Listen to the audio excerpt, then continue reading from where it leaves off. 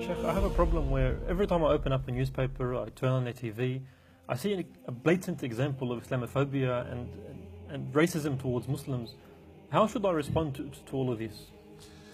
Yeah, it is unfortunate that there is a rise in Islamophobia, and of course there is research that has been done by professors like Dunn and otherwise that shows that there is a rise in racism against Muslims, unfortunately. We need to respond in a measured way.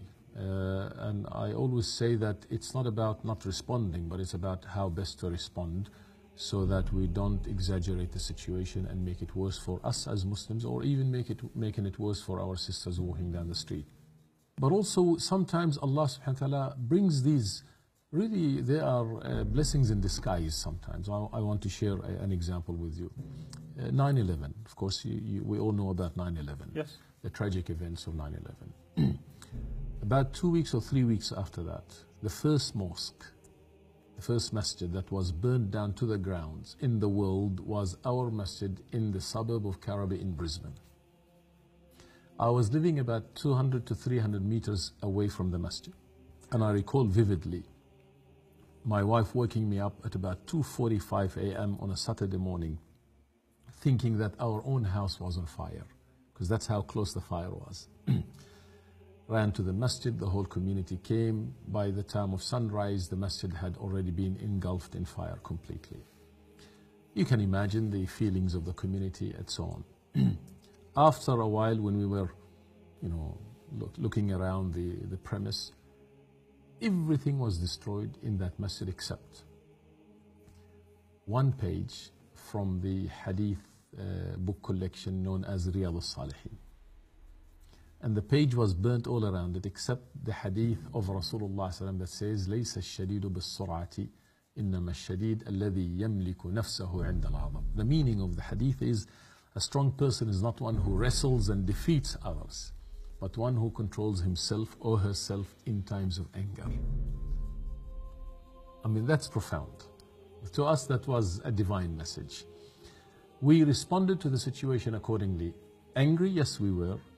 However, we did not allow that anger to make us lose control, but rather to be civil in the way we respond. So I recall I had multiple radio interviews, and in my interviews I said education is the way forward. The first people to ever invite me to go and speak to them about Islam, because of the civil approach that I have adopted, were a people from a town called Gympie. You probably know nothing about Gympie, but people who are from far north Queensland, they would know, and older Australian Anglo-Saxon people would know, and they would always smile or laugh when I mentioned this. The people of Gympie invited me to go and stay with them for 3 days, where I should speak in every church and every school and every social club like the Apex Club.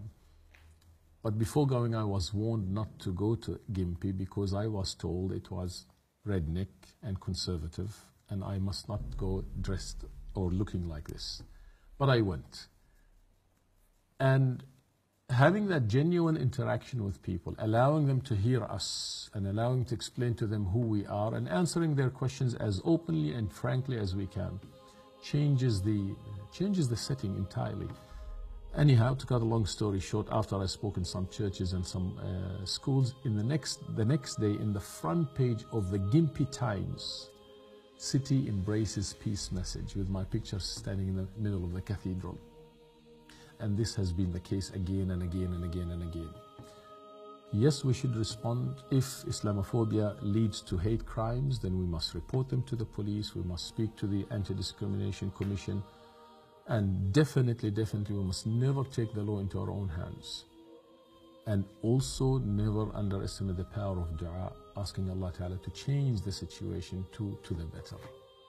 Inshallah. Does that help? It does very well. Jazakallah khair. Thank you very much, Sheikh. Assalamu alaikum. Assalamu alaikum. Alaikum assalam wa rahmatullah.